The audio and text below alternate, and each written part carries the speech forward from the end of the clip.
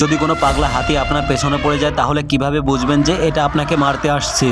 কারণ হাতি হামলা করার সময় নিজের কান বাড়ি মারে আর সুর ওপরে তুলে চিৎকার করে এগিয়ে আসে। যদি আপনি এটা দেখতে পান তাহলে আস্তে আস্তে পেছনে সরে যান আর সুযোগ পেলেই দৌড়ে পালান।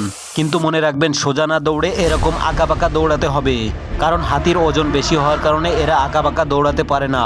যেহেতু হাতি চোখে একটু কম দেখে তাই আশেপাশে কোনো বস্তু থাকলে সেখানেই পালিয়ে যান, কিন্তু ভুলেও কোনো আওয়াজ করবেন না, কারণ হাতির পাওয়ারফুল কান সামান্য আওয়াজ হলেই পরিষ্কার শুনতে পায়। তাই হাতি কোনো কিছু বোঝার আগেই সেখান থেকে পালিয়ে যান।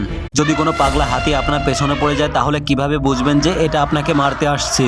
কারণ হাতি হামলা করার সময় নিজের কান বাড়ি মারে আর সুর ওপরে তুলে চিৎকার করে এগিয়ে আসে।